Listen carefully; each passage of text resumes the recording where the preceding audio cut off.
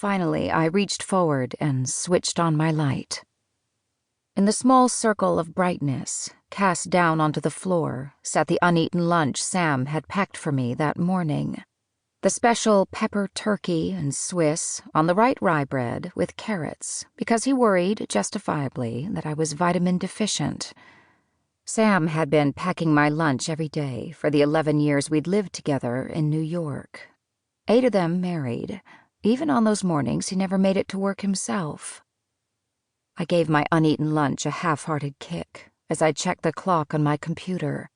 7:17 p.m. It wasn't even that late yet, but time always crawled for me at Young and Crane.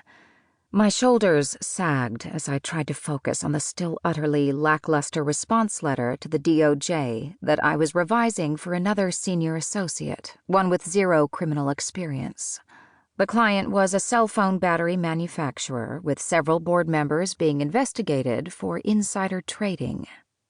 It was the typical criminal matter the firm handled, an unexpected wrinkle for a pre-existing corporate client. Young and Crane didn't have a dedicated white-collar criminal practice.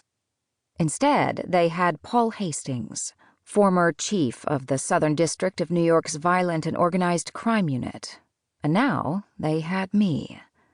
Paul had predated me at the U.S. Attorney's Office, but he'd been close with my mentor and boss, Mary Jo Brown, who'd insisted 4 months ago that Paul give me a job at the firm. Paul was an impressive, well-known attorney with decades of experience, but at Young and Crane he always seemed to me like a recently retired racehorse, desperate for the gates to snap back again. M&Ms. That was what I needed to get through the letter, which, despite my best efforts, remained 3 paragraphs of unpersuasive dodge and weave. There were almost always M&Ms in the overflowing Young and Crane snack cabinet, a perk meant to ease the drudgery of the all-nighters. I was about to go in search of them when an email notification popped up on my cell phone, sitting on the far side of my desk so it didn't distract me. The message to my personal account was from Millie, and the subject line read, "Call me back, please." It was not her first email in the past couple weeks. Millie wasn't usually this insistent, but it also wasn't totally without precedent. It didn't necessarily mean it was an actual emergency. I swiped the message into an old emails folder without opening it. I would eventually read it, and her other recent ones I always did eventually. Just not tonight. My eyes were still on my cell when my office phone rang, an outside call to my direct line. I could tell from the single ringtone.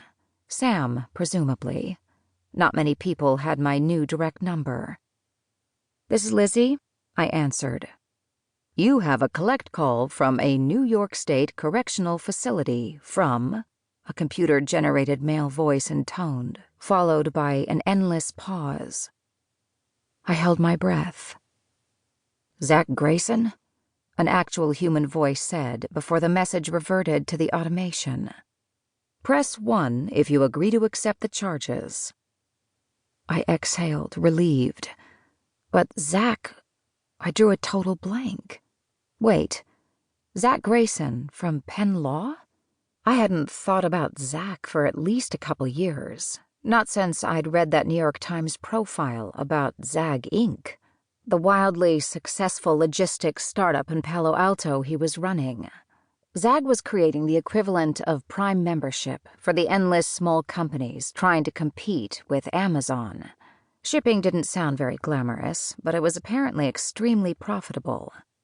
Zach and I hadn't actually spoken since graduation. The recorded voice repeated the instruction, warned that I was running out of time. I punched 1 to accept the call. "This is Lizzie?" "Oh, thank God," Zach exhaled shakily. "Zach, what's going—" The question was an unprofessional slip.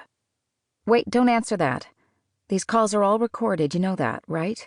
Even if you're calling me as an attorney, you shouldn't assume this conversation is confidential." Even well-versed attorneys were sometimes comically stupid when acting in legal matters on their own behalf. With criminal matters, they were completely useless.